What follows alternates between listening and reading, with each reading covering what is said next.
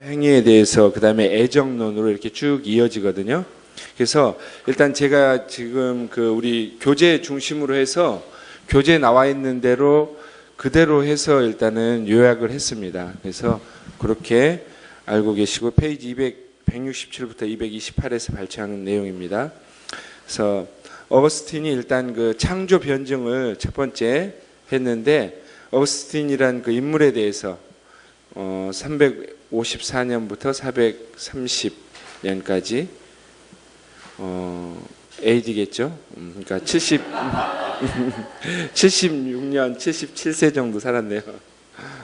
했고 어거스틴이 터툴리안과 키플리안을 통해 전승된 서방 신학을 집대성한 인물입니다. 그리고 터툴리안은 그 3대 창조론 중에 완결 창조론을 수용했죠. 그러니까 어거스틴도 그 영향을 받았습니다. 그 다음에 그 당시 어떤 다른 종교들이 어떤 창조 설화들이 많이 있었는데, 그런 것에 우리 이제 좀 보호를 하기 위해서 성경에 그런 창조 사실을 보호하기 위해서 어거스틴이 세 가지를 얘기를 했거든요. 그래서 첫 번째는 무로부터 창조가 됐다. 그 다음에 성경의 창조는 삼위 하나님의 창조임을 변증했습니다. 창세기 1장 1절과 2절을 통해서. 그 다음에 하나님의 선한 창조를 변증했고요. 창세기 1장 31절을 통해서. 그런데 이제 어거스틴의 그 창조론은 창조의 시작만 있을 뿐 창조의 어떤 계속이나 목적이나 미래적 완성에 대한 개념들이 좀 부족했죠.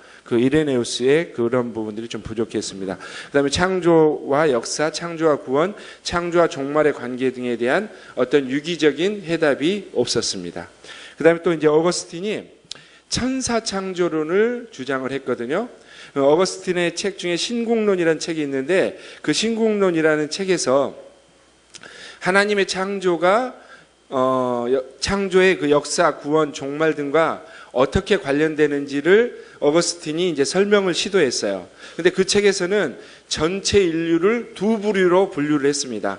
어떻게 분류를 했냐면 땅의 도성에 속한 사람, 그 다음에 하늘 도성에 속한 사람, 이렇게 두 부류로 분류를 했는데, 땅의 도성에 속한 사람은 이제 영벌을 받기로 이미 유기된 자로 규정을 하고, 그 다음에 하늘 도성에 속한 사람은 구원으로 애정된 자. 이렇게 나중에 보니까 이게 결국은 어떤 애정론하고도 이 어거스틴의 사상이 연결되는 부분이더라고요. 그리고 이 신국론의 책을 어떤 근거로 이제 이런 얘기들을 했냐면, 하나의 성경 구절을 가지고 얘기를 했어요. 그 성경 구절이 창세기 1장 3절서부터 5절에 나오는 하나님이 이르시되 빛이 있으라 하시매 빛이 있었고 빛이 하나님의 보시기에 좋았더라. 하나님의 빛과 어둠을 나눠서 하나님의 빛을 낮이라 부르시고 어둠을 밤이라 부르시며 저녁이 되고 아침이 되니 이는 첫째 날이라. 이 성경 구절 하나를 가지고 어거스틴은 빛은 거룩한 천사다. 그리고 여기 성경 구절에 보니까 하나님이 이 빛을 보고 보시기에 좋았더라라고 말씀을 하시지 않았느냐.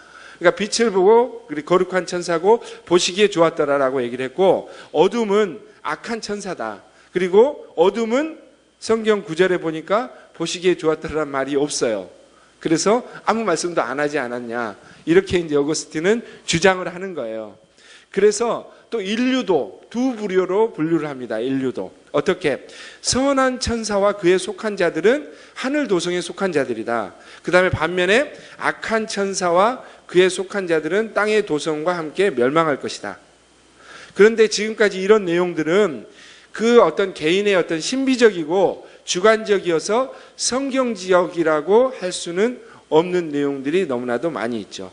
그래서 어거스틴의 이 천사 창조론은 좀 비성경적이라고 볼 수가 있습니다.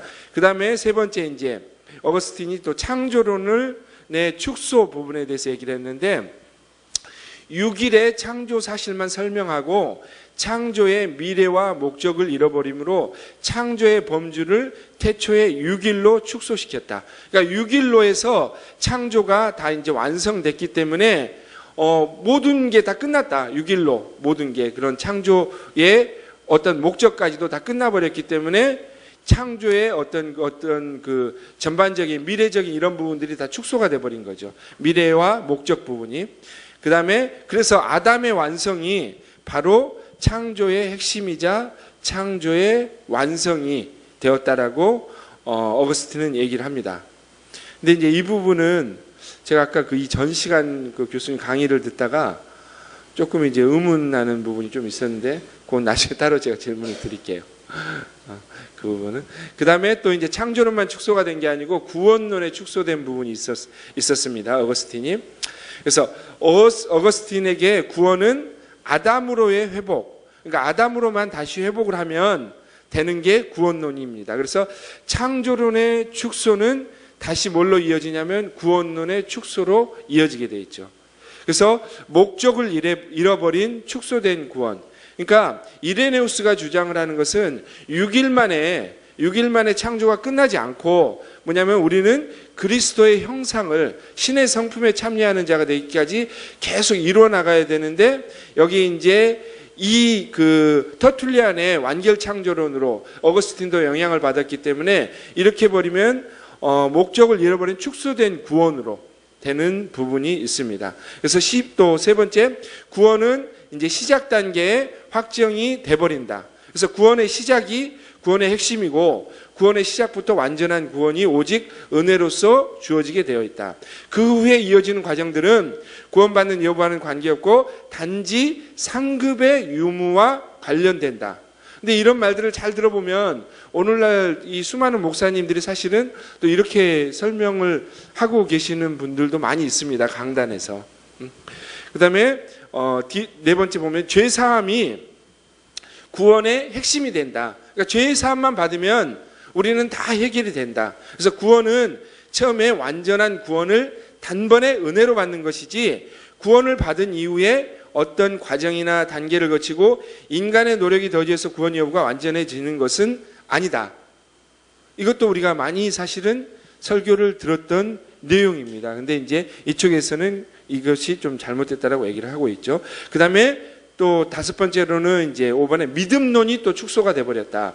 이 어거스틴의 이러한 것들 때문에 왜 믿음론이 축소가 되냐면 창조와 구원에 지금 축소가 돼버렸기 때문에 그거 자체가 또 믿음의 축소로 이어지는데, 그러니까 믿음의 시작만 하면 어떤 사람이 믿음의 시작만 딱 되면 이 사람은 이제 구원이 됐어요. 그러니까 어떻게 보면 한 번 구원은 영원한 구원이다로 갈 수 있는 부분이 굉장히 많이 있죠. 그래서 창조, 구원, 믿음이 다 같이 축소가 돼버려가지고 시작만의 창조, 시작만의 구원, 시작만의 믿음으로. 그래서 구원의 조건은 오직 믿음의 시작만 있으면 된다. 그러니까 어떤 믿음의 성장이 없어도 우리가 이제 또 우리 학교에서 열매 맺는 믿음이 없어도 구원의 믿음의 시작만 있으면 구원을 얻는다는 그런 논리가 됩니다. 또 어떤 성화의 정도와 상관없이 믿음의 시작만으로 구원. 그러니까 구원을 받기 위해서 더 이상 다른 추가적인 조건은 필요하지 않다. 그러니까 또 오직 믿음은 축소된 믿음론의 구호이다. 그러니까 오직 믿음만으로 구원을 얻는다는 구호에서 믿음은 의미가 축소된 믿음이다. 믿음의 시작만 있고 믿음의 목적은 없어도 되는 축소된 믿음론입니다. 그 다음에 이제 어거스틴의 또 하나는 여섯 번째, 믿음과 행위가 분열이 돼버려요. 어떻게? 행위가 A번에 보면 행위가 일절 제거된 믿음만의 구원으로. 그러니까 어떠한 거룩한 행위일지라도 행위는 털끝만큼도 구원에 기여하거나 보조하거나 협력할 수 없으니 당연히 제거돼야 한다라고 어거스틴은 이야기를 하고 있습니다. 그래서 오직 믿음은 오직 은혜로, 그다음 오직 은혜는 오직 칭의로, 오직 회개만의 구원. 그러니까 이들은 모두 믿음을 시작하는 그 순간에 단번에 이미 성취가 돼버리는 거예요. 구원 자체가 더 이상의 이제 우리가 뭐 더 할 필요는 없어요. 그냥 믿는 순간에 다 구원이 끝나버리는 거죠. 그러나 이제 10번에 보면 이레니우스에게는 이 시작만의 구원은 불가능이죠. 이레니우스의 그 창조론을 보면은 이레니우스는 6일 만에 끝났다라고 보질 않잖아요. 그래서 이레니우스는 믿음이란 믿음으로써 구원을 시작하고 구원의 과정을 성취하여 구원의 목적까지 완성하는 것이 믿음이다.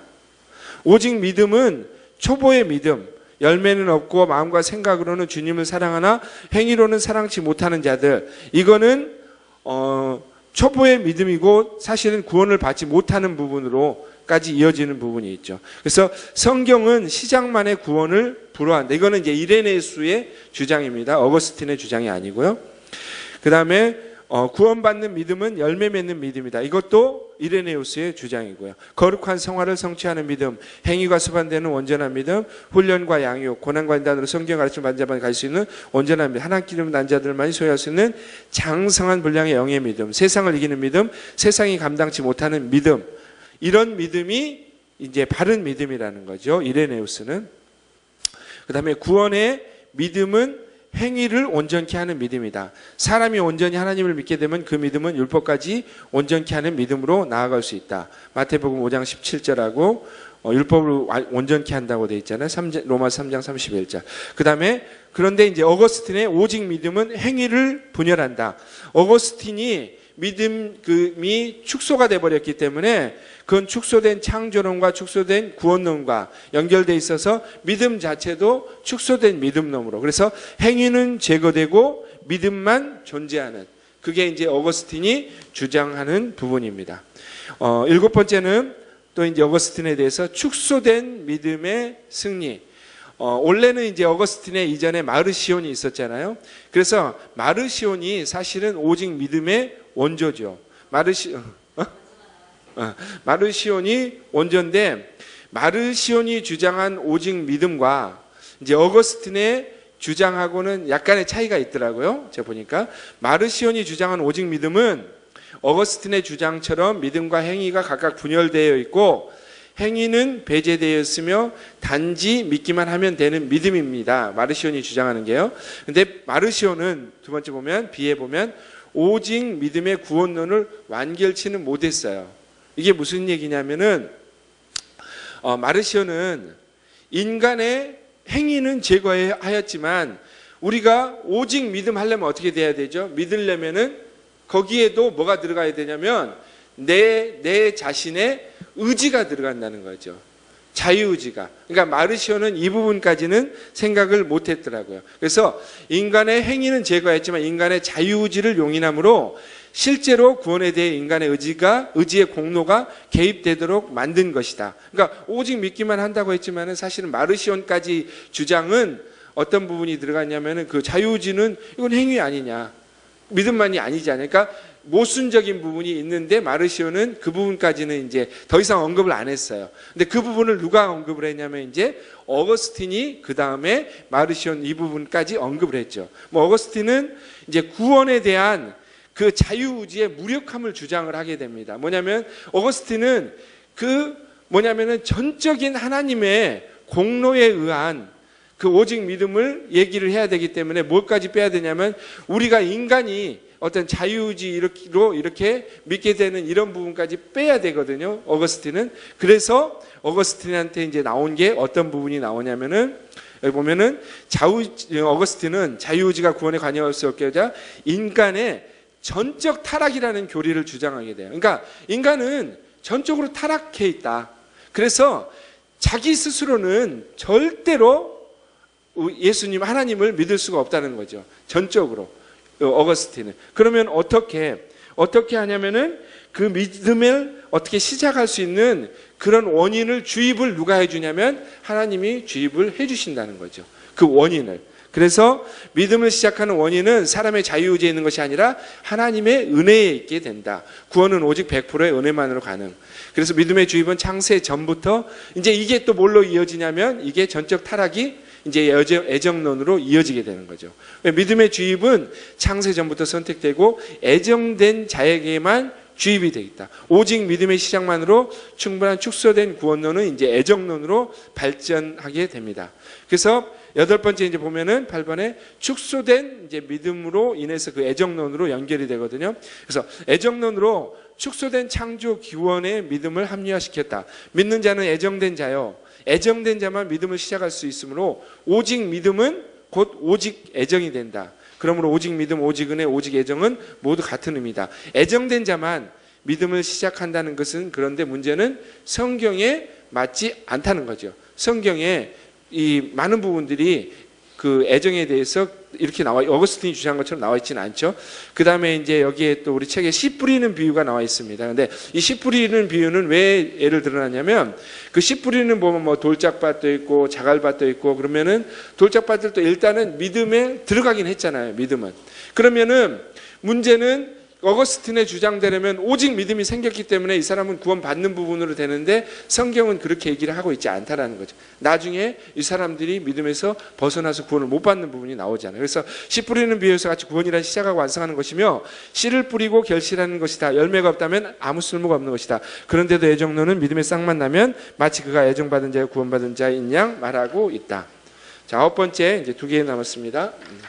애정론에 의한 복음의 분열. 그래서 이 애정론이 들어옴으로써 이제 복음이 완전히 분열이 돼버렸어요. 그래서 애정론은 은총을 분열시킵니다. 첫 번째, 하나님의 은총을 일반 은총과 구원에 속한 특별 은총이라는 두 개의 영역으로 분리를 했어요. 그래서 일반 은총이 있고 구원을 받기 위한 특별한 은총이 있다. 그러니까 모든 사람이 받는 일반 은총이 있고 구원을 받기 위한 특별한 은총이 있나 이렇게 이제 두 가지로 애정론에서는 구별을 했고요. 그래서 예수님의 보혈도 단지 어떤 사람 구원받기에 예정되어 있는 특별 은총 받는 자들만을 위하여서 예수님의 피도 흘린 것이다. 이건 잘못된 얘기가 돼버리죠. 그래서 애정론은 구원 은총을 특별 은총으로 만들어야만 한다. 왜냐하면 애정론이라는 말 자체가 특별한 자에게만 은총을 준다는 의미이기 때문이며 만일 특별 은총이 없다면 애정론이라는 말 자체도 성립할 수 없기 때문이다. 본래 구원 은총은 사실은 보편적인 은총이다. 성경에 보면 로마서 5장 27, 로마서 9장 25절, 그 다음에 디모데전서 2장 4절 보면 하나님은 모든 사람을 구원하려고 하신다고 그랬잖아요. 디모데전서 2장 4절에도. 그래서 원래 구원 은총 자체도 보편 은총인데 이 어거스틴은 특별 은총으로 지금 얘기를 하고 있죠. 그래서 특별 은총은 독단적 은총이다. 일방적으로 수용당한 힘에 의한 좀 강하게 서술을 해놨더라고요. 힘에 의한 폭력으로 주어지는 은총이다라는 표현을 썼더라고요. 그래서 이 저자는 뭐라고 얘기를 하냐면은 이 일반 은총하고 특별 은총을 이라는 표현을 쓰지 말고 어떤 표현을 썼으면 좋겠다라고 얘기를 하냐면 저자는 일반 은총 대신 창조 은총으로 그 다음에 특별 은총 대신 구원 은총으로 용어를 좀 바꿔서 사용하면 좋겠다.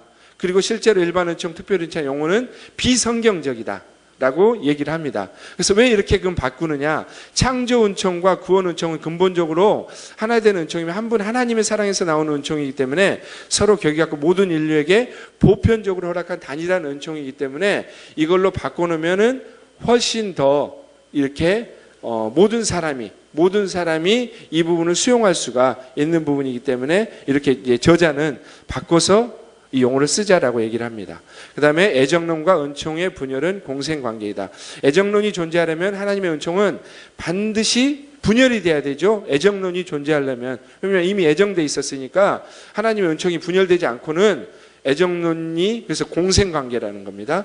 그 다음에 애정론은 하나님의 또한 성품도 분열시켜버립니다. 왜? 애정론에 따르면 하나님이 이미 택함, 그 다음에 어떤 사람은 유기하겠다. 그러니까 하나님이 그런 하나님이냐는 거죠. 하나님이 어떤 사람은 이미 나기 전부터 너는 지옥 갈 자라다 이렇게 유기됐다. 이거는 하나님의 성품에 맞지 않기 때문에 이거는 성경의 하나님이 아니다. 이것은 애정론에 의해 분열된 하나님일 뿐이다. 또한 애정론에 의한 심판은 불의하다. 왜? 믿지 못하게 애정해 놓고서 이미 하나님이 믿지 못하게 애정을 해놨는데 왜 그렇게 해놓고 믿지 않았냐고 저주를 지옥 가게 한다면 이게 말이 안 맞다는 거죠. 이런 심판은 인간의 심판보다 못하지 않은 것. 따라서 애정론에서 하나님의 심판은 공의를 나타내기 어렵다. 자, 그 다음에 또 이제 마지막에 H 부분에 보면요. 애정은 있어도 애정론은 없다라고 이제 저자는 얘기합니다. 애정은 있는데 애정론은 없다. 이 얘기는 무슨 얘기냐면 구원의 방법으로서 애정이 있고 구원자로서 그리스도가 애정되어 있고 구원의 과정이 애정되어 있지만 그러나 개인이 어떤 운명적으로 저주와 사랑에 처했음을 주장하는 애정론은 성경이 없다는. 우리 그 교수님 책에는 이제 이거를 공동체 애정, 이 부분하고 일맥상통하는 부분이죠. 그래서 구원의 방법은 알미니우스, 그래서 구원의 방법으로서만 애정이 돼 있다. 자, 그다음에 애정론은 인간을 또한 이제 애정론을 믿게 되면 인간을 분열시켜 버립니다. 왜? 애정론은 인간을 이미 선택받은 자 아니면 버림받을 자, 그리고 택자와 유기자로 철저하게 두 종류로 분리를 해놔버렸기 때문에 이거는 이원론의 인간론으로 분열시킵니다. 또 애정론은 세계관도 분열시켜 버리는데 왜? 성도의 구원은 교회와 영에 속한 거룩한 일이지만 성도 개인의 삶은 세상과 육체에 속한 것으로, 그러니까 어떤 우리 그 살아가는 일반적인 삶은 아무런 상관이 없다. 삶하고 완전히 분리를 시켜놔 버렸기 때문에 또 세계관을 분열시키는 현상이 있습니다. 그 다음에 이제 복음의 외적 분열과 내적 분열은 복음의 외적 분열의 어떤 그 대표자가 이제 마르시온이 기독교를 외적으로 분열시켰죠. 하나님을 외적으로 분열시켰고 지구의 신과 물질의 신으로, 그 다음에 신약과 구약, 성경을 또 분열시켰고, 그 다음에 창조론을 창조와 구원, 복음과 율법으로 분열시켰고, 이런 것을 받아들인 어거스틴은 이걸 내부적으로 기독교 전체를 분열시키는 부분이 있어요. 그래서 마르시온의 믿음만의 구원을 애정론의 구원까지 어거스틴이 발전시켰고, 그래서 애정론 때문에 행위 없는 구원, 열매 없는 구원, 거룩한 삶이 없는 이원론의 구원이 정당한 것이 되었고, 믿음만의 구원이라는 구호가 진리처럼 오늘날 우리가 살고 있는 시대까지 지금 이어지고 있습니다. 그래서 마지막으로 이제 저자는 그러면 누가 정통인가에 대해서 이야기를 하고 있습니다. 그래서 오늘날의 교회는 바울, 이제 어거스틴, 칼빈을 정통 진리의 전달자라고 수없이 많이 이제 뭐 학교에서도 가르치는 것 같아요. 신학교에서들 가르치는데, 저자는 바울이 세운 믿음만의 구원이라는 복음의 핵심이 어거스틴과 칼빈을 통해서 계승되었다고 확정되었다는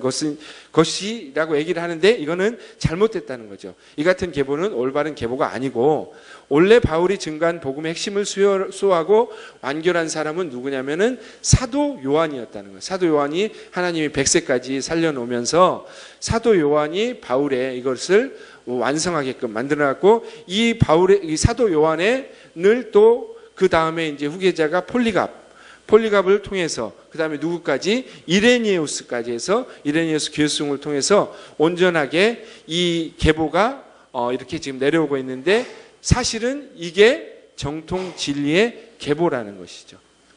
그래서 여기까지 제가 그 176부터 167부터 228페이지까지 발췌를 했습니다.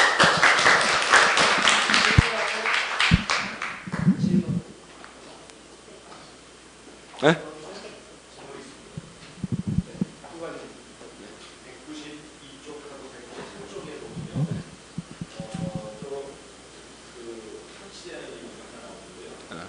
마르시온에 대한 얘기가 맨 밑에 192쪽 맨 아래쪽에 보면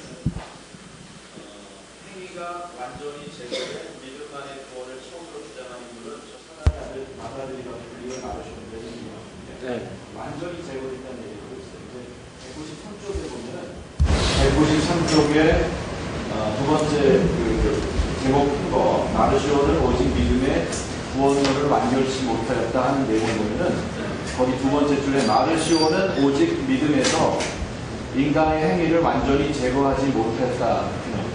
그러니까 이제 완전이라는 말이 양쪽에 다 나오는데, 한쪽은 제거하지 못했다 그러고 192쪽에서는 제거됐다 그러고, 그죠? 이 말이 이게 지금 서로 부딪히거든요. 그러니까 한쪽이 빠져야 이게 정상적인 얘기가 되는지. 192쪽 어디 부분에 있지? 192쪽 맨 아래 행위가 완전히 제거된 믿음만의 구원을 처음으로 주장한 인물은 저 사단의 마다들리라 불리운 마르시온이었다. 그러니까 이거는 이렇게 저는 해석을 이렇게 보거든요. 뭐냐면은 마르시온은 자기는 완전히 그렇게 제거했다라고 생각을 했다라는 거죠. 마르시온은. 그렇지만 마르시온이 그렇게 주장을 했지만 실제로는 그거는 마르시온은 그 자유의지 부분이 있기 때문에 실제로는 그 마르시온이 말 자체가 모순이 된다는 거죠. 그러니까 이 부분은 지금 그 부분을 설명한 것 같습니다. 사실적으로 설명하면 네. 제가 생각할 때는 192쪽에 밑에서 두 번째 있는 완전이라는 말을 바로를 넣어야 이게 사실 우리가 듣기에는 정확하게 들릴 수 있는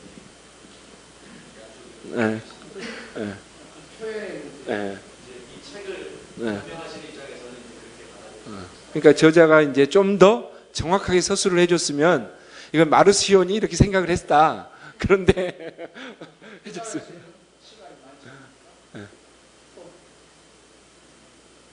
다른 질문 없으면 채점해서 내고. 채점해서 내고 잘했어요. 박수. 제가 이거를 조금만 좀 너무나 중요한 부분이기 때문에 제가 조금 이 강의안을 가지고 제가 좀 보완을 좀 할게요. 여러분들이 책을 봐서 알겠지만 그 당시에 기독교인들에 대한 탄압이 있었지요? 그래요, 안 그래요? 탄압이 있자 그 기독교인들을 보호하기 위해서 붓을 든 사람이 나타났어요. 누굽니까? 어거스틴입니다. 그래서 기독교를 번증하기 위해서 나온 글이 뭐냐면 천사론이에요. 신국론이라는 책입니다. 그 신국론이라는 책 속에서의 내용이 바로 이 천사에 대한 것이 나와요. 그래서 여기 여러분 페이지 1페이지 봐요. 우리 이동원 가사님 천사 창조론. 이 천사 창조론에 관한 이분의 그 성경적인 근거를 어디에다 두냐면 성경 한 구절이에요. 창세기 1장 3절에서 5절 말씀. 이 빛이라 했다. 거룩한 천사다 빛은. 그래서 이 사람이 이걸 썼는데 이게 바로 어거스틴의 신학의 근본을 첫 단추를 잘못 낀 거야 이게. 그래서 써놔요 여기다가. 어거스틴의 첫 단추의 잘못. 첫 단추를 잘못 찍은 거예요. 여기서부터 결국 무엇을 가져왔냐면 예정론을 가지고 옵니다. 그 다음에 나머지의 칼빈주의 5대 강령이라고 하는 것은 전부 다 이 예정론을 끼워 맞추기 위해서, 예정론을 보호하기 위해서, 예정론이 맞다는 것을 뭐 하기 위해서, 계속 보완하기 위해서 만들어낸 이론들이에요. 그래서 저를 보세요. 우리가 사람도 한번 거짓말을 하면 그 거짓말을 보완하려면 뭐 해야 돼요? 또 다른 거짓말을 만들어내야 돼요. 마치 예정론이 그와 같습니다. 그래서 제일 처음에 시작된 예정론의 시작은 잘 들으세요. 예정론의 시작은 어디에서 시작됐어요? 천사론. 천사론에서 시작됐는데 이 천사 창조론에서 시작됐는데 이 천사 창조론 자체가 잘못된 거예요. 그래서 이 성경에 없는 얘기를 이 사람들이 자기 그 주관적인 생각을 마치 성경에 근거한 것처럼 글을 써버렸다는 거예요. 그래서 사람들은 거기에 또 그 당시에 성경 일반인들한테 읽혀지지 않았기 때문에 라틴어로 쓰여졌고 특별한 사람들만 이 성경을 볼 수 있었기 때문에 이게 그냥 그런 건 줄 알고 이것을 받아들였다는 것이에요. 자, 그 다음에 4번에 구원론의 축소. 이것은 굉장한 문제인데요. 이분이 이제 이 책의 그 핵심은 뭐냐면 보통 저 같은 사람은 구원론과 창조론이 관련이 있다고 생각했죠. 이분처럼 깊이는 보지 못했어요.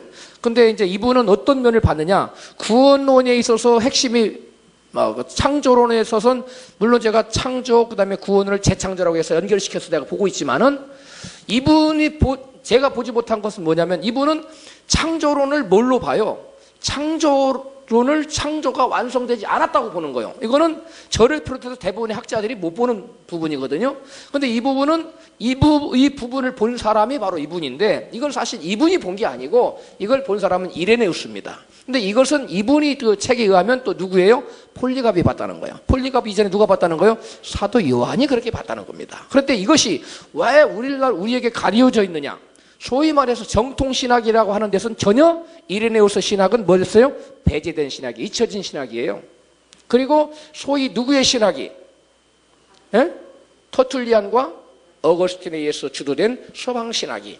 우리가 아시아 신학, 그 다음에 서방신학, 또 하나 어떤 신학이죠? 아프리카. 이렇게 해서 동방신학, 그 다음에 이렇게 나눠지는데 소위 말해서 이 서방신학이 잘못됐는데 서방신학이 주도권을 쥐어버립니다. 서방신학이 주도권을 쥐은 데는 누가 큰 역할을 했냐면 어거스틴이 큰 역할을 했어요. 어거스틴이 말빨이 셌어요. 쉽게 얘기해서. 이 말빨이 대단한 사람입니다. 그러다 보니까 어거스틴은 당할 자가 없었어요. 그래서 어거스틴의 첫 번째 넉다운 된 사람이 펠라기우스예요.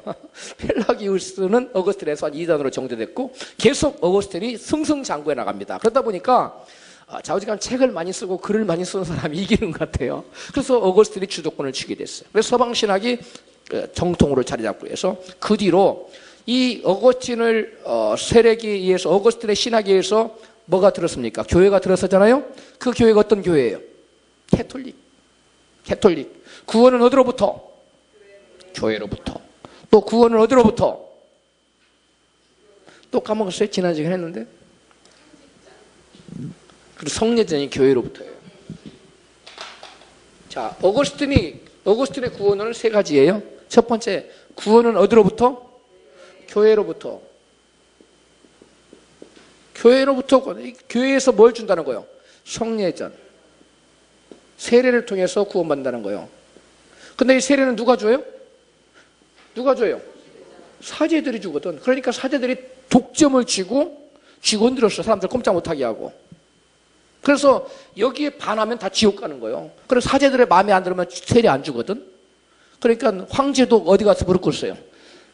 황제도 로마 교황 앞에 가서 3일 동안 그 추운 겨울날 눈이 쏟아졌는데 꼼짝 않고 무릎 꿇고 빌었잖아요. 나중에 그 황제가 힘을 얻어가지고 로마 그 교황을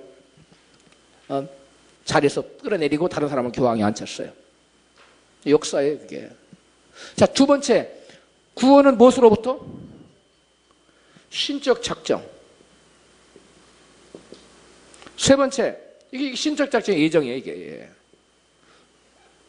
하나님이 하나님의 권위로, 주권으로 누구는 구원받을 자로 누구는 구원받지 못할 작정했기 때문에 이것은 예정된 거예요, 구원은.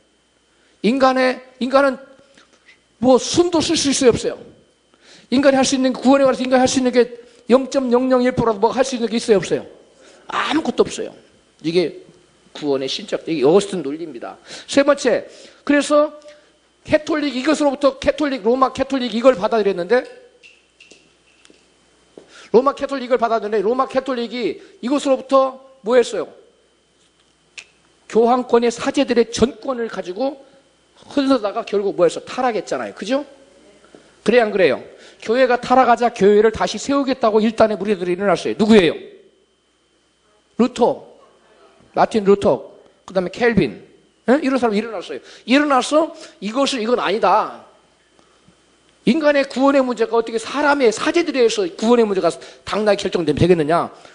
인간의 구원의 문제를 주권을 누구에게 돌려드려야 된다?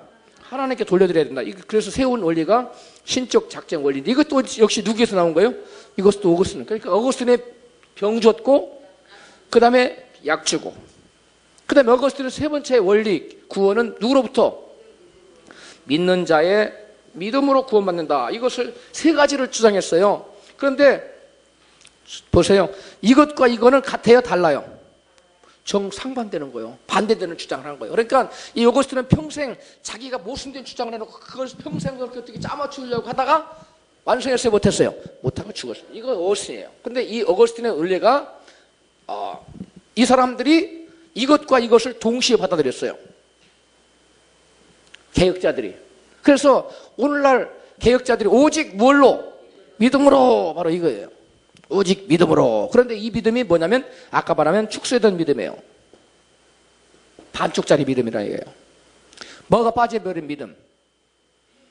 행함이 빠져버린, 열매가 빠져버린 믿음. 관념적인 믿음이라고 그래요. 제가 이것을 뭐라고 얘기하냐면 제가 이권 책에서 지금 이걸 믿음을 9가지로 제가 쫙 분리해서 나오고 있어요. 근데 이게 뭐냐면 첫 번째 믿음은 크게 양분하면 관념적인 믿음이 있고 두 번째는 행위적인 믿음이 있어요. 이게 열매 부분이에요. 무슨 말 이해갑니까? 이렇게 나눠지는데 근데 저게 지금 이게 찍혀요? 카메라가 여기도까지 줌이 잡히고 있어요? 잡히냐고요? 들어와요?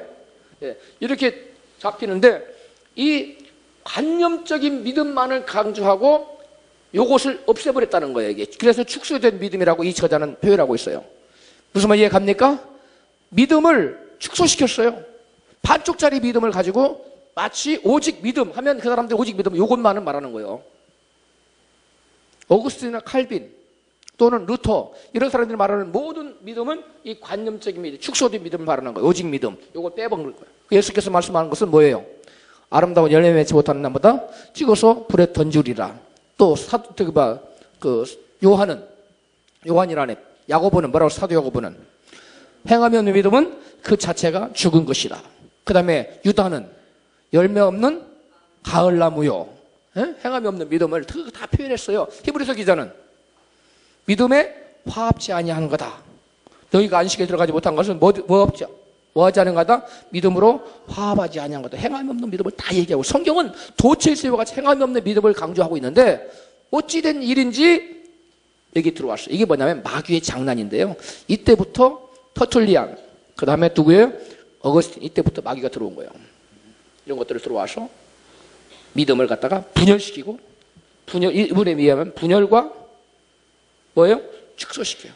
믿음을 왜곡시키고, 세 가 하나 더 해야 돼요. 왜곡, 이 마귀들이 하는 짓이죠. 왜곡, 분열, 축소입니다.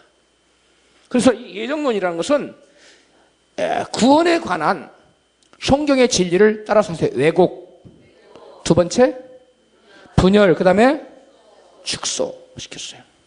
이분은 주로 축소라는 말을 썼어요. 그 다음에 분열이라는 말을 썼어요. 근데 사실은 왜곡입니다. 왜곡, 트위스티드 이렇게 변질시켰어요. 그 다음에 창조론의 축소. 아까 우리 이동원 간사님이 이런 질문을 하고자 하실 거예요. 3번에서 6일 창조 사실만 창조의 미래와 목적을 이루. 그러니까 저를 보세요. 이거 설명하려면 또 상당한 시간이 걸리는데, 아담을 지었을 때 하나님께서는 그 아담을 완전 그 부분 여러분 잘못하면 큰일 나요. 이 완전한 상태, 그러니까 최종 목적을 달성하지, 하나님께서 인간을 지으신, 아까 우리가 모세에서 했죠. 인간을 지으신 목적이 뭐예요? 하나님 영광 돌리는 거지요. 궁극적인 목적이 달성됐어요, 안 됐어요? 그 이수는 이걸 뭐라고 하냐면, 하나님께서 사람을, 보통 동물은 낳으면 며칠 만에 뛰어요?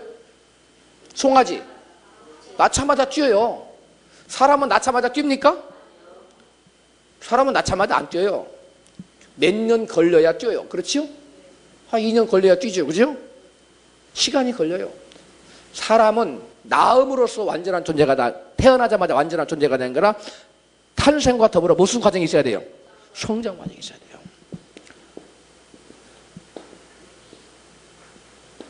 그래서 이분이 지금 말하고자 하는 것은 하나님께서 우리 인간을 낳았다 이거예요.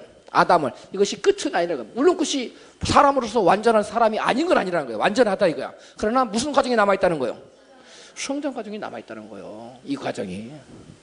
그 성장 과정은 이분은 뭐라고 표현하면, 예수 그리스도라는 생명나무를 먹음으로써 계속 성장해서 성경을 보니까 예수 그리스도의 장성한 분량에 이르기까지라고 얘기하고 있죠. 바로 그것이 창조의 완성이라는 거예요. 이동훈 가사 이해 갔어요? 창조의 완성은 성장이 없이는 아니라는 거예요. 그래서 예. 아담이 어떤 옷을 입고 있었냐? 예. 얘기했을 때 영광의 옷을 입고 있다고 하니까. 예. 제가 이제 여기서 아까 영광의 옷을 입고 있었으면 예. 이게 완성된 거 아니냐? 영광의 옷을 입고 있었습니다. 그런 생각이 들더라고요. 예. 그걸 영광의 옷이라고 우리가 지금 영광의 옷 입고 있어 안 입고 있어요? 영광의 옷을 입고 있어요. 그런 의미예요. 예. 그러니까 죄와 반대의 개념, 완성이라는 관념으로서 영광의 옷이 아니라, 우리가 세상에서 잘하면 칭찬받고 상 받을 때 영광스럽잖아요. 그런 것을 의미하는 거예요. 예. 그 다음에 구원론의 축소에서 보면, 여러분, 그래서 이 개혁자들이 말하는 신적 작정과 믿음은 여러분, 예정론이 바로 여기서 나온 거예요. 신적 작정에 의해서 어거스틴이 만들어낸 이론이에요. 신적 작정에 의해서. 이것은 여정론이 왜 어거스틴은 이런 관점으로 봤느냐? 천사 창조론에서부터 벌써 어거스틴은 성경을 왜곡되게 잘못된 눈으로 바라보기 시작했어요. 그러니까 첫 단추를 잘못 껴니까 계속 다른 단추도 계속 밀려서 끼어나가게 돼 있는 거예요. 틀어져 버린 거예요. 그 다음에 어거스틴의 구원론의 문제가 뭐냐? 어거스틴의 구원론은 아담으로부터 회복. 왜 아담의 회복이냐? 바로 어거스틴은 우리 인간이 죄를 지어서 뭘 잃어버렸어요? 하나님의 형상. 그래, 원래 하나님의 형상이 완전한 형상이 뭘로 본 거예요? 아담으로 봤어요. 그러니까 아담으로까지만 돌아가면 되는 거야. 그럼 이레네우스에 의하면 우리 인간의 형상은 여기서 탄생으로 끝난 것이 아니라 뭘로서 완성된다? 예수 그리스도의 나무를 먹고, 다른 말로 우리가 말씀을 먹고 성장해서 그리스도 성품을 받고 그리스도의 장성한 분량까지 온전히 이르러야 된다는 거예요. 그런데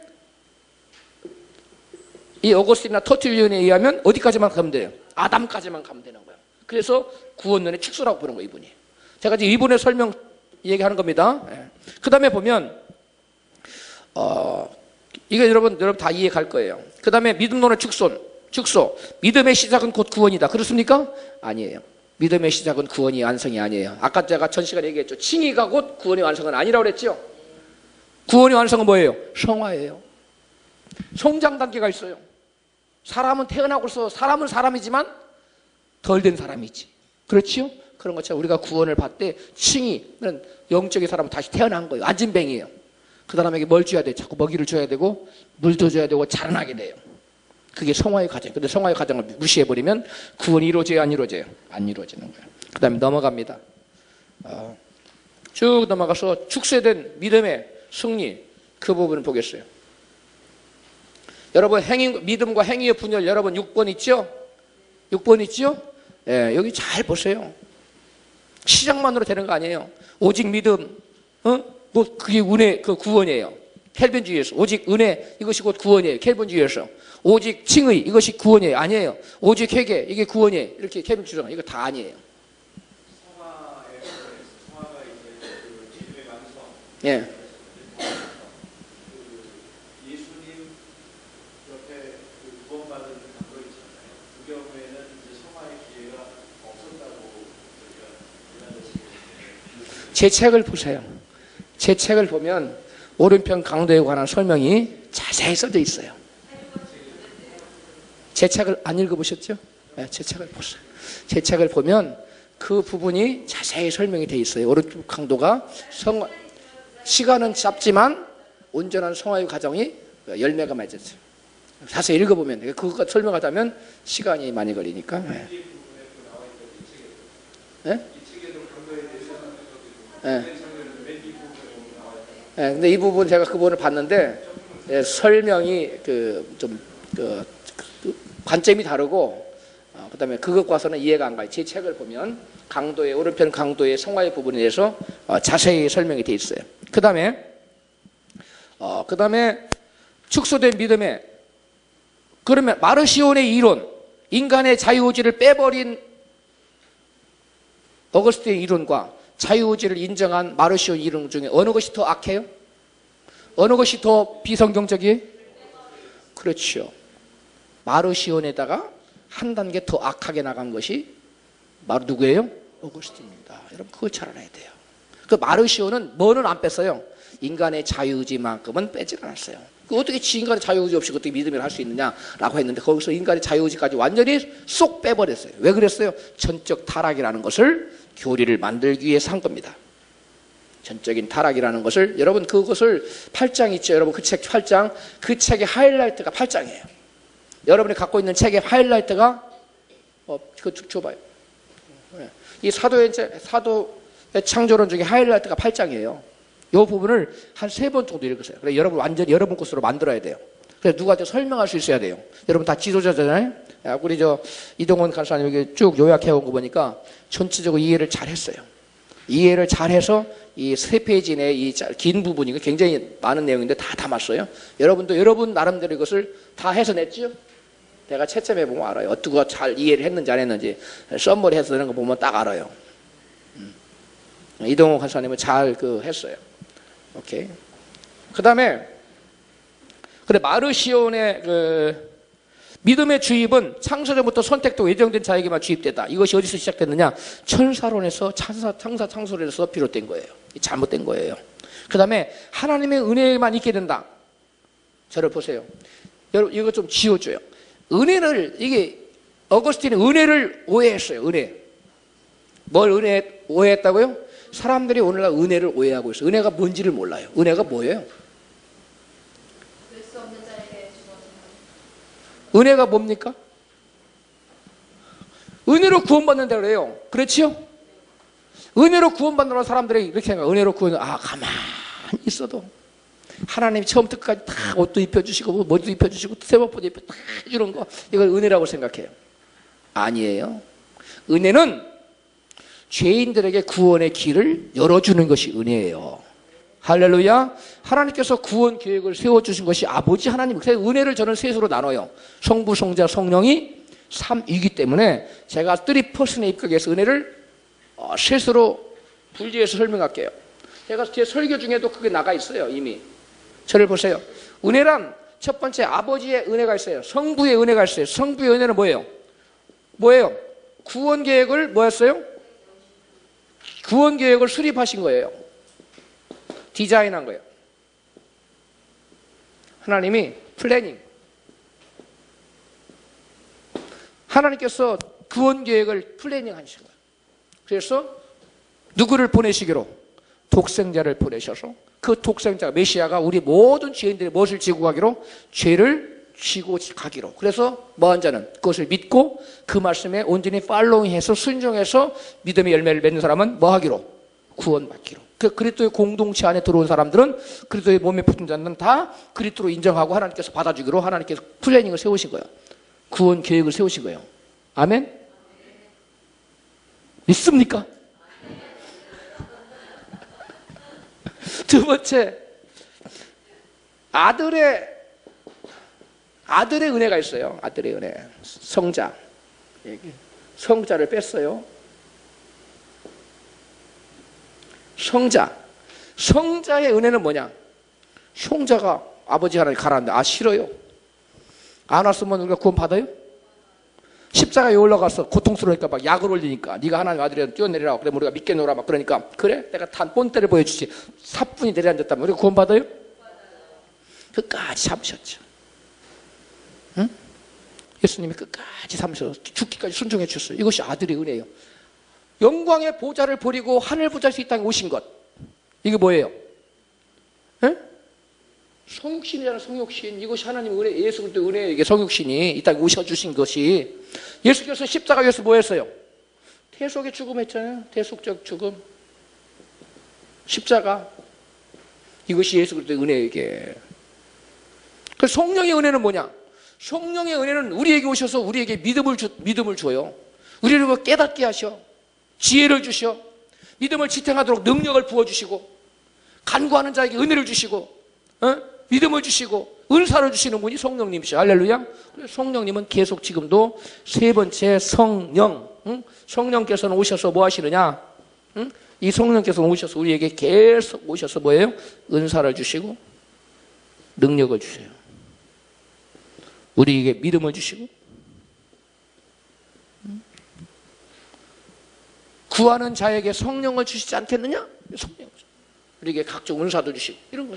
이걸 보고 은혜라고 그러는 거예요. 이게 소위 켈빈주의가 말하는 은혜. 하나님 처음부터 다 하는 것이 은혜가 아니에요. 하나님께서 구원의 계획을 세워서 누구 안에 들어가면, 예수 안에 들어가면, 이게 예수 그리스도에게, 예수 그리스도 안에 나도 들어가고 여러분도 들어가고 뭐 북쪽에서도 서쪽에서도 동쪽 다 들어올 수 있어. 들어왔다가 나가면 구원 받아요? 못 받아요? 못 받아요. 하나님의 구원 계획은 이거요.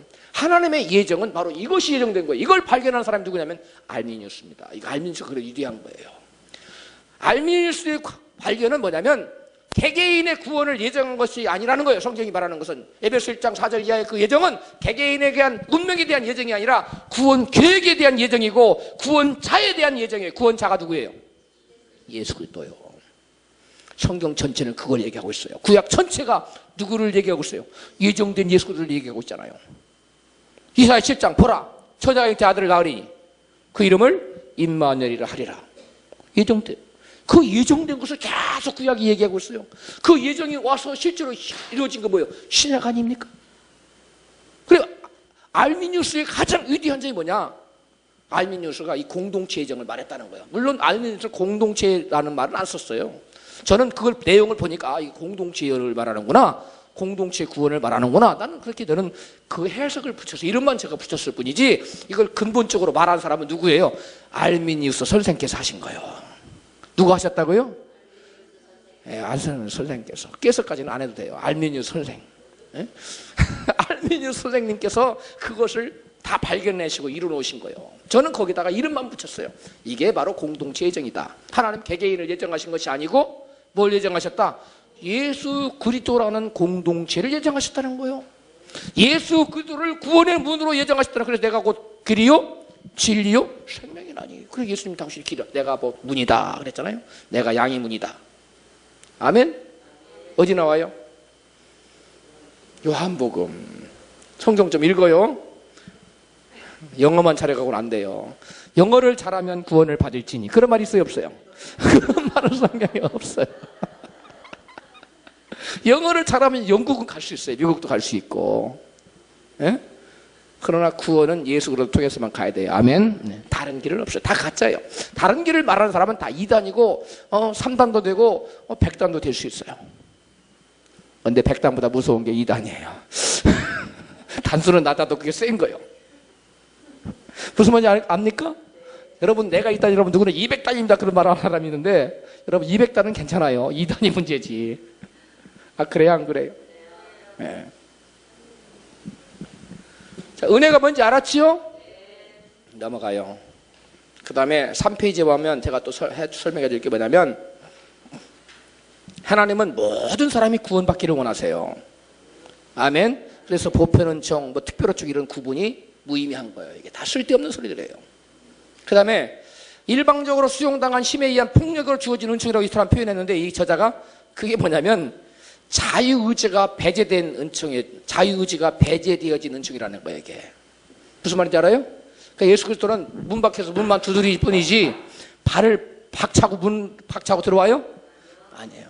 예수 그리스도는 은총을 주실 때 그렇게 폭력적으로 우리 인간의 의지를 자유의지를 무시해가면서 비인격적으로 우리에게 다가오시는 분이 아니에요. 예수님은 슬며시 살포시 그 다음에 자연스럽게 우리의 문을 인격적으로 두드려요. 그래서 주님, 나 주님이 싫어요. 그럼 주님은 떠나가요. 여러분 성령님도 인격체예요. 아멘. 그래서 성령님 나 방언 받기 싫어. 그럼 그 사람 방언 안 줘요. 성령님 제게 주시는 은사 저 감당 어렵습니다. 거두가죠. 금방 거두가세요. 싫다는 하나님 강제로 안 맡겨요.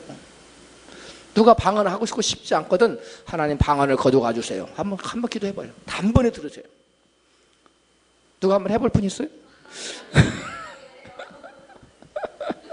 여러분 입을 여는 순간 하나님 인격체이기 때문에요. 강압적으로 아무리 좋은 선물도 안 줘요. 그러니까 말 좋지 마세요. 할렐루야. 말 좋지 마세요. 우리 입술에 하나 너희 말이 내 귀에 들린 대로. 어디에서 나와요? 어디 나와요? 민수기 14장 28절에 나와요. 꼭 기억하세요. 함부로 말하면 안 돼요. 애굽에 매장제가 없어서 거기서 죽지 그러니까 광야에서. 그러니까 죽어 광야에서. 함부로 말하지 말아요. 여러분 남편을 향해서 함부로 말하지 말고 여러분 자녀를 향해서 함부로 말하지 말고 여러분이 섬기는 주의 종을 위해서 함부로 말하지 말고 여러분 섬기는 교회를 위해서 여러분 남편을 자녀를 함부로 말하지 말아요. 아멘. 우리 각도의 형제님만 아멘 안 하고 있어요. 아멘 하세요. 아멘. 네. 우리 인간이 죽고 사는 것이 뭐에 달렸다 그랬어요? 혀의 권세에 달렸다 그랬어. 그 다음에 봐요.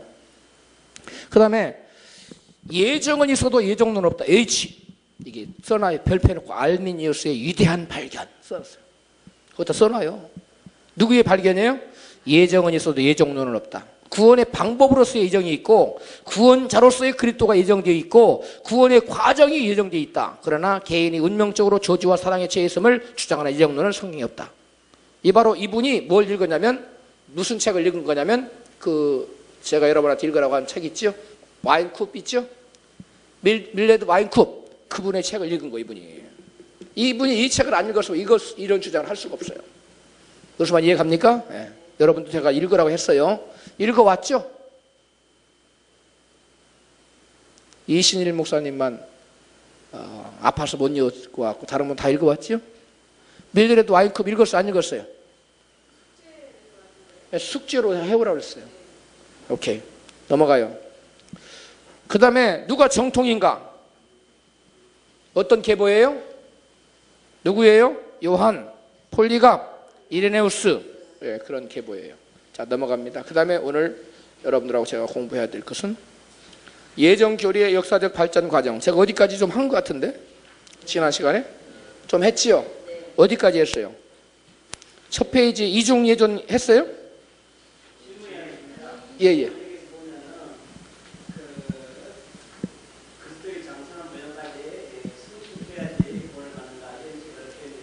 예.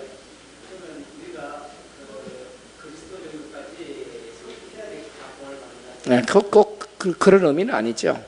여러분 오해하면 안 돼요. 그러면 어느 정도 성숙해야 되냐? 그건 몰라요 우리가. 어느 정도 성숙해야 되냐? 그럼 농부가 볼 때 과일이 어느 정도 익어야 창고에 들일 것인지 어느 것을 그냥 걸음으로 쓸 것인지는 누가 판단해요? 농부가 판단해요. 과일이 나는 버리면 안 됩니다. 떼쓴다고 돼요? 안 돼요. 그러니까 농부가 보는 기준이 있어요. 우리의 농부는 누구예요? 하나님이 농부세요. 응? 아버지는 농부요. 나는 포도나무, 너희는 가지다. 근데 우리가 아버지가 봤을 때 오른편 강도는 옛날에 몇 살 맺었어요? 예. 한편 강도, 예? 몇 살 맺었어요? 맺었어요. 그 하나님 볼 때, 예수께서 볼 때, 보는 벌써 예수님을 보호하고 변호하고 있잖아요. 그리고 죄인을 꾸짖고, 처음엔 그 사람도 처음에 예수님 욕하고 그랬어요. 같이. 그러다가 변화되잖아요. 응? 변화 열매가 있었어요. 그런 것처럼 예수를 믿었는데 처음부터 그것과 똑같다. 믿기 전하고, 마음 쓰는 게 똑같고, 행동하는 게 똑같다. 사람은 구원 못 받아요. 100% 구원 못 받아요. 저는 100% 예언할 수 있어요. 그런 거는. 변화가 전혀 없는데 구원 받을 수 있어요? 없어요. 아, 목사님, 처음부터 선한 사람 어떻게 됩니까? No. 처음부터 선해도 변화가 있어야 돼요. 무슨 말인지 이해갑니까? 아, 변화가 없는 사람은 그건 가짜예요. 뭐요?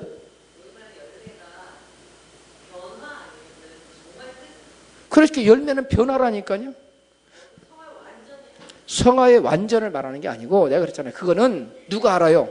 하나님이 말하는 거예요. 하나님만 아는 거예요. 그건 하나님이 그건 결정할 거예요. 얼마만큼 성화된 것이 구원입니까? 그건 우리는 nobody know. 아무도 몰라요.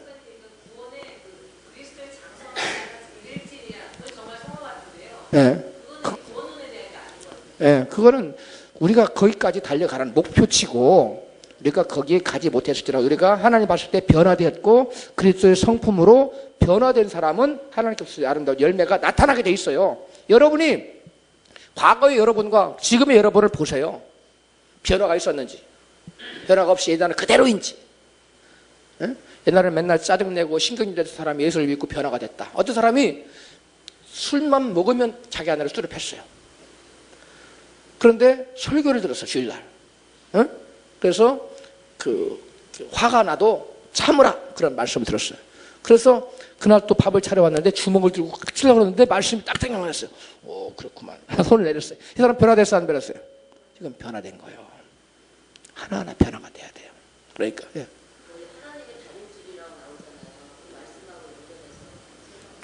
하나님의 다림줄은 또 뭐예요? 예? 하나님의 다림줄 심판? 우리 사람이 어느 정도 아까 변화돼야 되는 성화되는 과정을 받는 과정에서 하나님이 어느 정도 이 사람은 어느 이 정도는 변화돼야 되는데 우리가 거기에 미치는 그런 기준이 있잖아요. 사람마다 다 다르겠죠. 그건 우리 인간이 알 수 없어요. 그건 하나님만 아시는 거예요. 예, 그건 우리가 말할 수 없어요. 우리가 할 일은 하나님의 보여드릴 뭐가 있어야 된다는 거예요? 각자의 열매가 있어야 된다는 거예요. 얼마만큼 변화돼야 구원받습니까? 라고 말하는 것은 어리석은 질문이에요. 무슨 말 이해갑니까? 성경은 우리에게 목표치를 뭘로 잡으라고 했어요? 그리스도의 장성한 분량에까지 이르라는 거예요. 그러니까, 예. 예.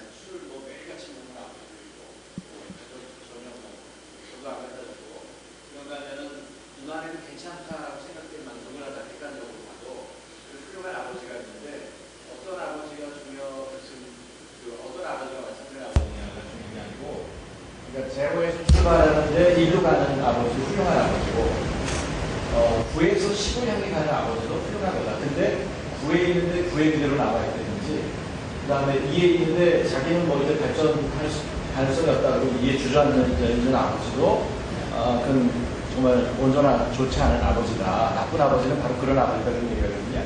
그리스도를 향해 지향된 삶의 변화. 그렇죠. 이런 그게 이제 갈라디아에서 나오죠. 다섯 달란트 받은 자는 다섯 달란트 또 남겨고 두 달란트 받은 것도 또 엑스트라로 또 쏘라고 한 달란트 받은 자는 그냥 그대로 있었잖아. 변화가 없었다. 그대로 있었다. 묻어뒀다는 거야. 네, 같은 맥. 예. 성도들이 이런 질문 하잖아요. 크게 질문하셨어요. 구원받고 주님 안에 거하는 사람 같은데 저희 같은 사람도 실수해서 죄를 지을 수 있잖아요. 아니면 그 성화가 아무래도 변화가 떨어지니까 질적인 게 완전하지 않아서 죄를 지을 수 있잖아요. 그렇죠. 그런데 그럴 때마다 성도들은 질문하요. 그럼 제가 구원 안 받은 겁니까? 이렇게 그렇죠. 얘기하잖아요. 네. 그래서 이 죄라는 것이 본인이 얼마든지 의지적으로 주님께 순종할 수 있는데 불순종을 택했다거나 자기 주님 앞에서 정직하지 못했다거나 본인 안에 양심 같은 게 있잖아요. 그래서 누가 얼마만큼의 성장이 아니고 주님 안에서 얼마나 진실하게 내 삶을 습관성을 살았느냐 그렇게 생각하면 되나요? 죄를 짓고 안 짓고가 문제가 아니에요. 저는 그렇죠. 죄를 짓고 안 짓고 문제가 아니에요. 네. 죄를 의도적으로 짓는 데는 문제가 있어요. 그러나 우리가 예수를 믿어도 약해서 때로는 죄에 넘어갈 수 있어요. 그래서 내가 화 안 내려고 그러는데 나도 모르게 막 화가 벌컥 나. 이거 죄거든요. 그런 거. 이런 것들도 죄긴 죄. 그러면 죄를 지면 구원 못 받는 그건 아니에요. 우리가 믿으면요. 반드시 믿음의 사람은 믿음의 열매가 나타나게 돼 있어요. 이건 하나님 보시면 금방 알아요. 여러분은 그거 걱정할 거 없어요. 내가 얼마만큼 죄를 안 지어야 구원받냐 그런 개념이 아니에요. 주님이 보실 때 주님이 원하시는 열매가 있어요. 각 사람에게 열매가 있어요. 그런데 어떤 사람은 막 폐가게 돼서 구원받는다면 구원받을 사람이 없겠죠. 그리스도의 장성함을 완전히 일을 해야만 구원받는다고 말한다면 그 구원받을 사람이 아예 없다는 얘기가 나와버려요. 하나님이 원하시는 그게 아니에요. 우리가 믿음으로 너희가 그랬죠. 믿음으로 행치 않는 게 다 뭐라고 그랬어요? 죄라고 그랬어 성경은. 그러니까 죄가 얼마나 많아요. 뭐든지 믿음으로 해야 되는 거예요. 그런데 믿음으로 행하지 않을 때가 우리가 덜어 있어요 없어요? 있지요. 우리가 무의식적으로 죄를 질 수도 있어요. 무의식적으로도. 그런데 하나님께서 우리에게 원하시는 것은 믿음의 열매예요. 하나님의 뜻에 따라서 순종하려고 자기를 완전히 부인하고 매일매일 자기를 거부하고 부인하고 사는 삶, 이런 삶을 살아가는 사람들은 구원받아요. 무슨 말 이해갑니까? 따라서 그래서 예수님이 누구든 나를 쫓고자 하는 자는 자기를 뭐하고? 부인하고. 이게 믿음의 첫 단계예요. 자기를 부인하지 않으면 믿음이 절대 자랄 수 없어요. 자기를 내려놓지 못하고 끝까지 자기가 살아있는 사람들은 자기가 믿음 좋은 것 같아도 그 사람 구원 놓칠 가능성이 아주 많아요. 그래서 성경에 보면 너희가 섰다 하는 자가 있느냐? 넘어질까 뭐하라? 조심하라 그랬어요. 교만이 무서운 거예요. 교만이. 무슨 말 이해갑니까? 그래서 심령이 가난한 자는 복이 있나니 천국이 저희 것이라. 항상 나의 부족함을 느껴야 돼요. 아멘. 주여 저는 부족합니다. 그래 저는 의지합니다. 그런 믿음으로 자수로 나간 사람들은 다 구원받아요. 그러나 교만하게 내가 이 정도 내가 누군데 이렇게 생각하고 남을 우습게 여기고 남을 깔보고 뭐 이런 사람들은 벌써 틀린 거예요. 겸비해야 돼요. 아멘. 그 다음에 우리 넘어갑시다. 몇 시까지예요? 1시 반까지요? 주여, 이게 내용을 내가 너무 많이 잡았나 봐. 한 강의 하기 때문에. 그 다음에 그러면 이중 예정과 개인 예정과 이중 예정에 대한 칼빈의 개념. 자, 제가 여러분들은 이중 예정과 신적 작정, 제가 말로 쉽게 여러분 읽어왔죠? 읽어왔죠? 그래 제가 그냥 쉽게 알아듣게 설명할게요. 잘 들어요.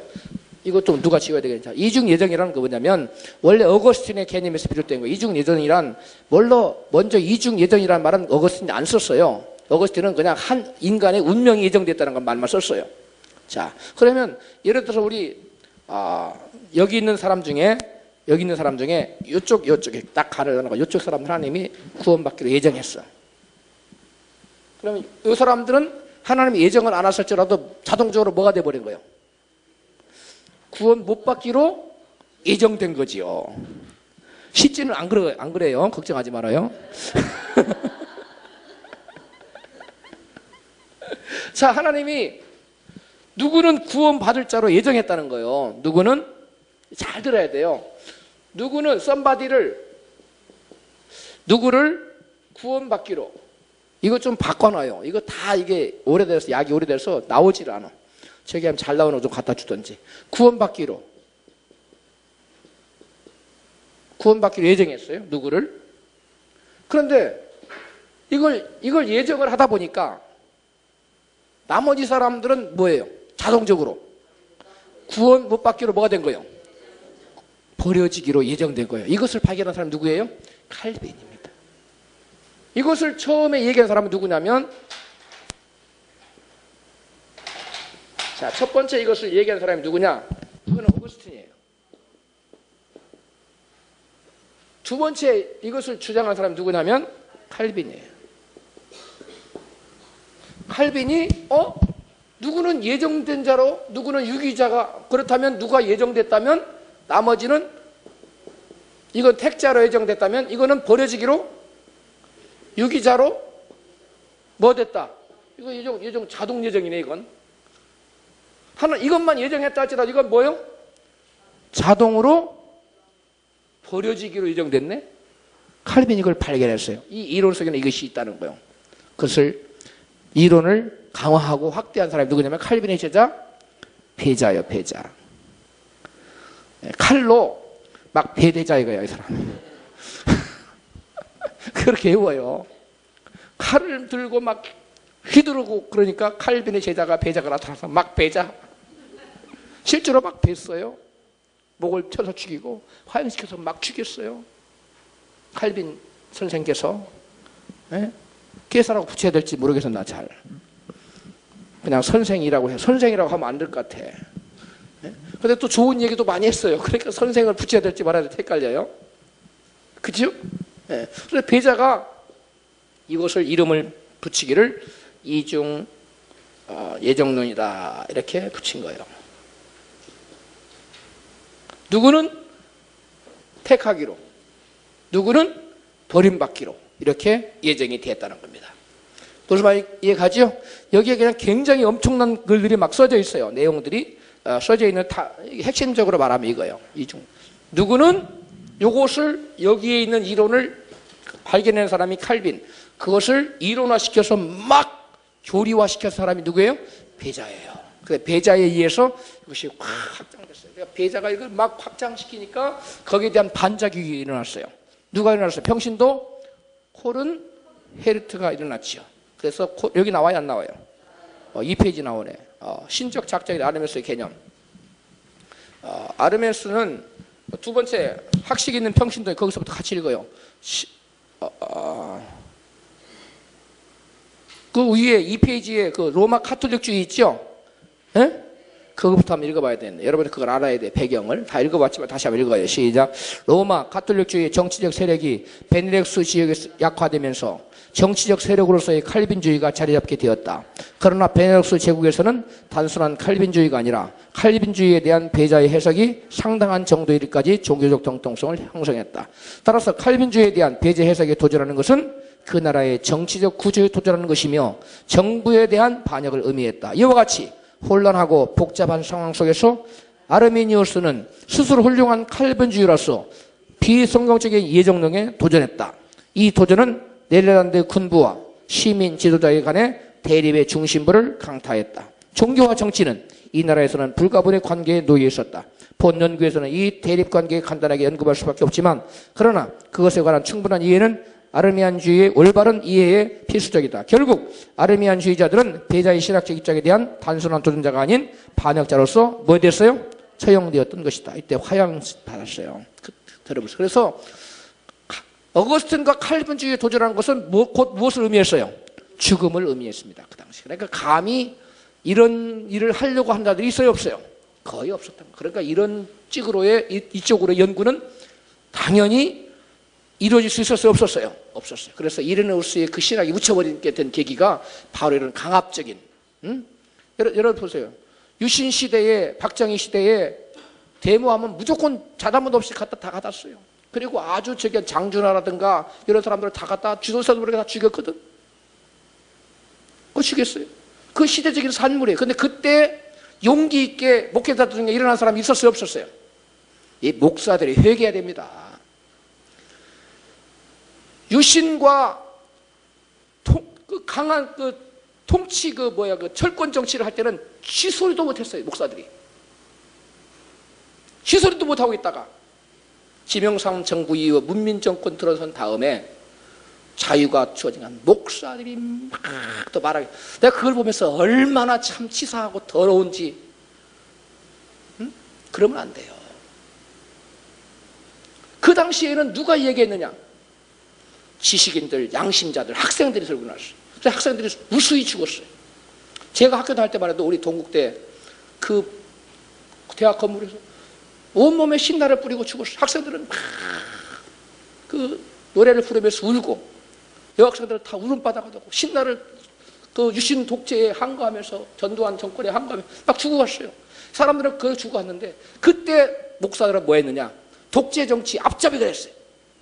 그래서 오늘날 한국 교계의 전도지를 봐도 침 뱉고 욕하고 돌아서는 이유가 뭐냐면 젊은 지성들이 이것들은 말도 안 되는 거다. 그래서 기독교를 개독교라고 한 겁니다. 목사들이 바로 제1선에 서서 유신 독재와 그런 정치에 앞잡이로 섰거든요. 그러니까 지금 말해도 안 먹히는 겁니다. 교회가 그런 짓을 했기 때문에. 그런 짓을 한 사람들이 누구냐? 한경직 목사를 비롯해서 기라성 같은 유명한 사람들 전부 다 앞에서 그 앞잡이 노릇 했거든요.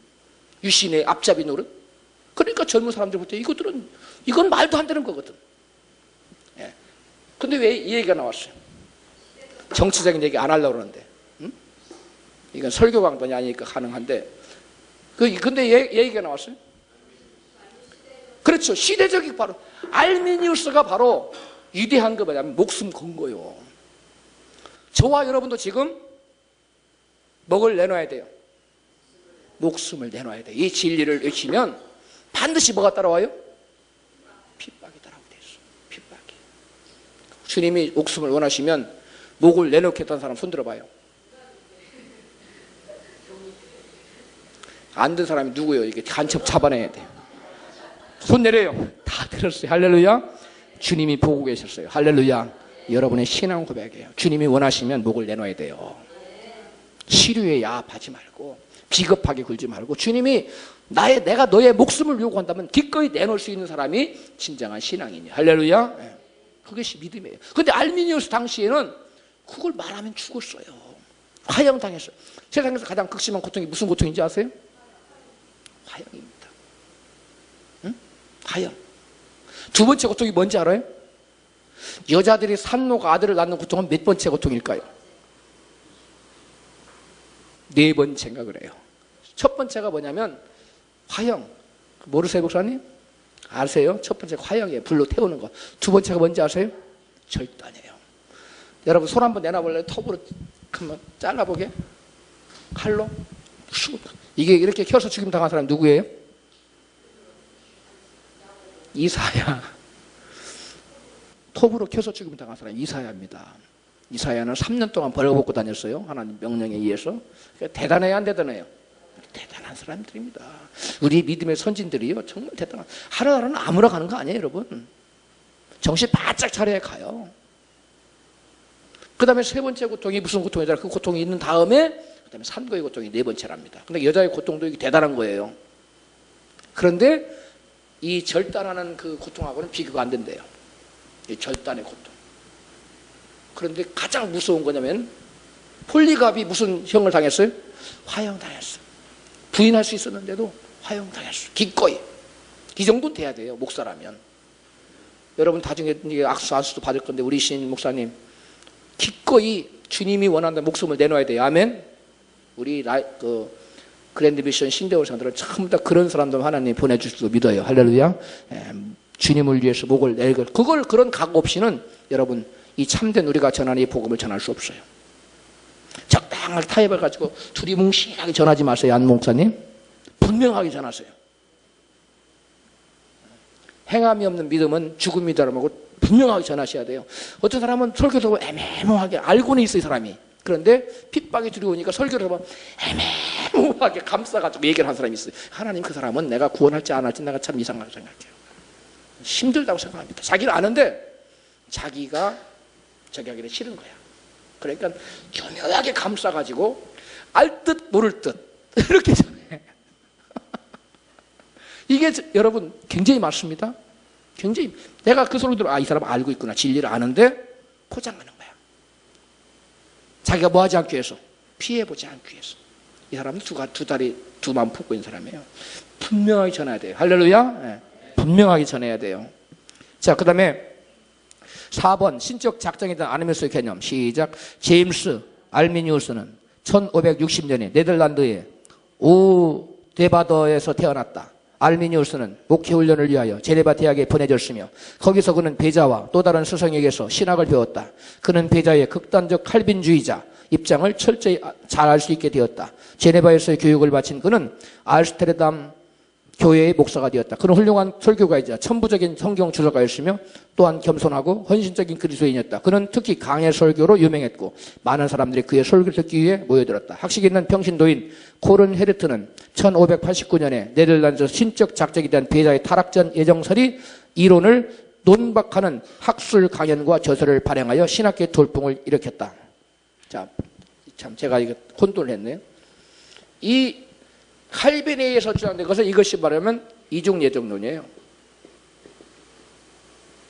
그런데 배자가 의해서 주장한 것은 뭐냐면 타락전 예정론이에요.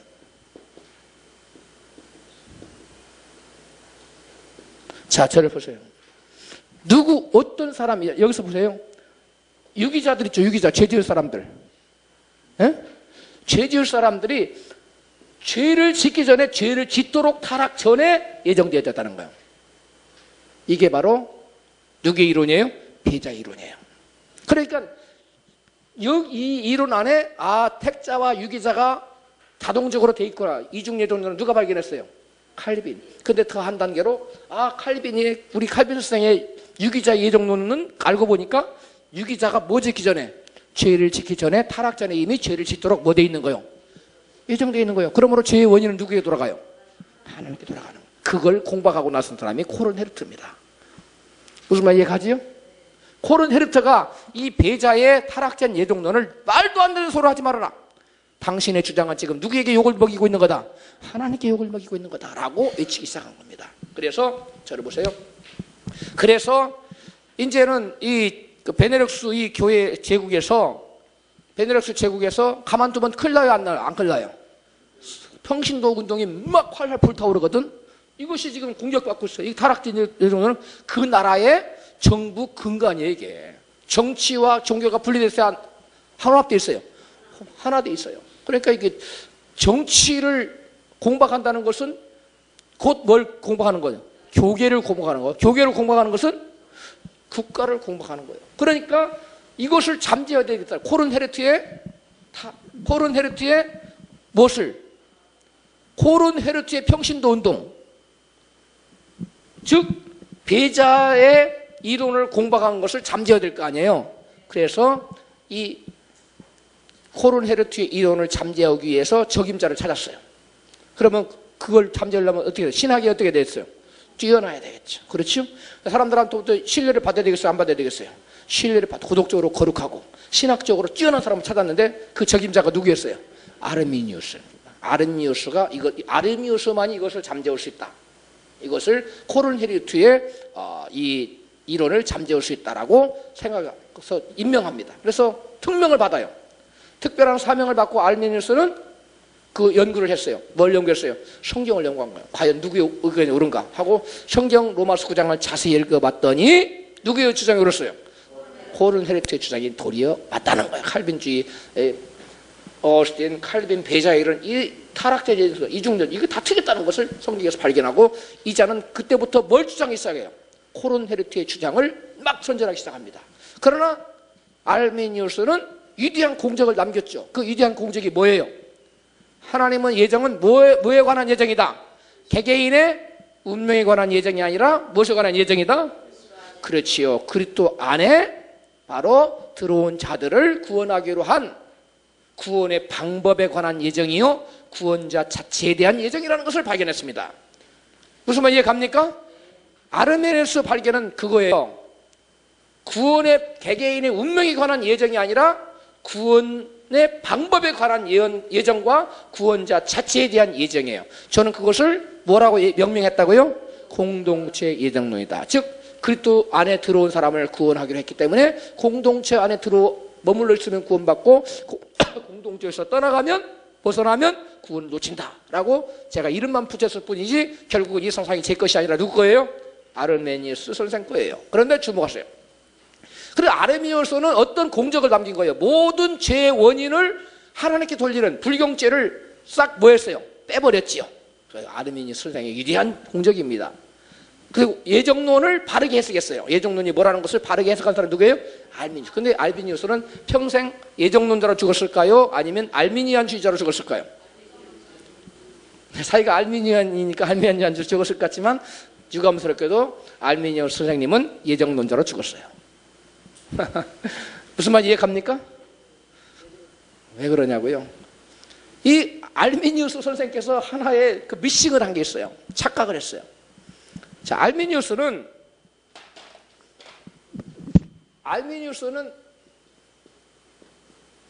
자, 공적이 뭐라고요? 공적 뭐예요? 예정론의 바른 이해예요. 예정론을 뭐 했냐면 알미니우스는 예정론을 개인 예정이 아닌 뭐예요? 구원의 방법과 구원자를 예정했다는 이 이론을 발견한 거예요. 무슨 말인지 알겠죠? 이것이 아르미니우스의 위대한 공적입니다. 무슨 말 이해가지요? 그러나 알미니우스는 하나 놓친 게 있어요. 알미니우스가 미싱한 게 뭐냐면, 알미니우스는 이거는 구원의 방법이고,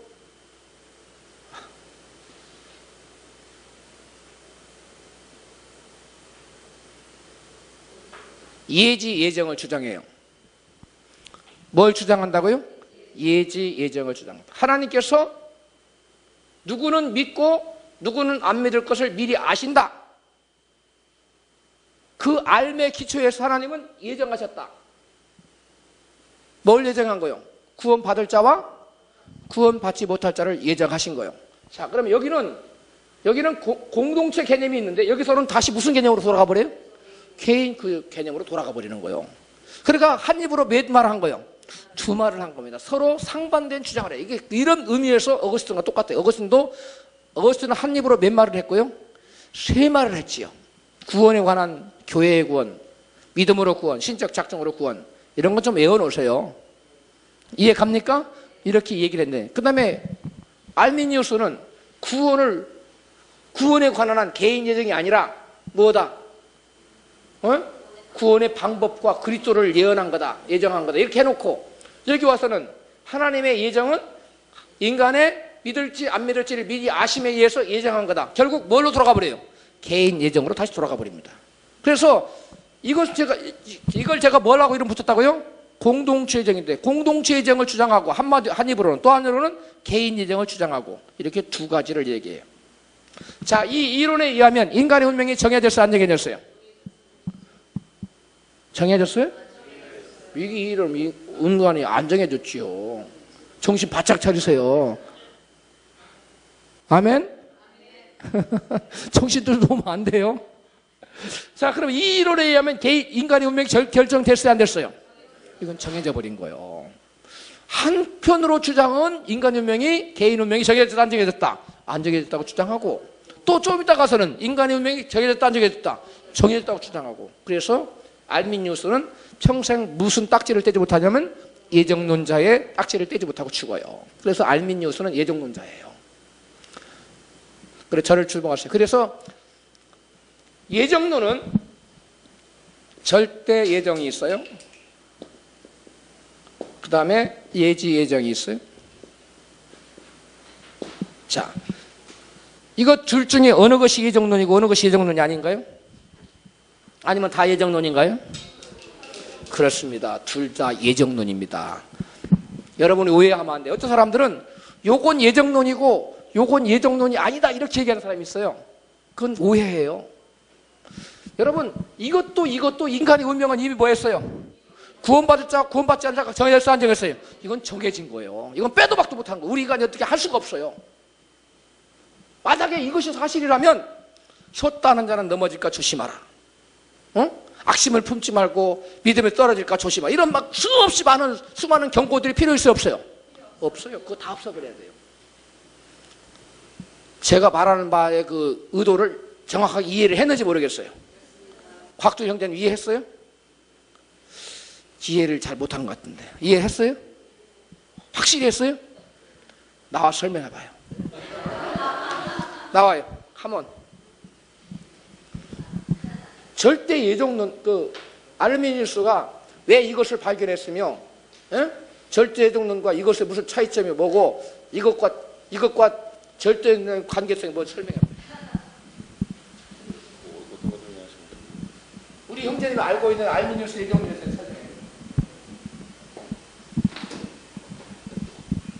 예, 알미니우스의 예정론 같은 경우에는요, 이제 그 코르네르트가 배자가 주장했던 타락전 예정론에 대해서 그렇지 않다라고 이제 이야기를 하니까 교회로부터 이제 부름을 받고서 이제 공부를 한 거잖아요. 이 코르네르트에 대한 주장을 꺾기 위해서, 배제 주장을 다시 서포트하기 위해서. 근데 이제 공부를 해봤더니 이게 이제 배자의 주장이 옳지 않았구나라는 걸 이제 본인이 이제 알게 됐고, 그래서 배자가 지금 주장했던 것은 타락자 예정설이라는 게 사람이 죄를 짓기 전부터 죄를 짓기로 예정이 되어 있다라는 거였거든요. 이제 그렇지 않다. 그러면은 결국엔 뭐냐? 이제 이게 그 예정 그 전에 이제 예정이라는 부분이랑 연결돼 가지고 그 예정될 부분, 그러니까 구원받을 자, 구원받지 않을 자가 예정돼 있는 게 아니고, 그게 그 예정이라는 것이 구원에 대한 방법, 이렇게 예수를 믿음으로써 우리 구원받는다는 이런 게 예정이 된 거고, 또 이제 그 예수라는 부분이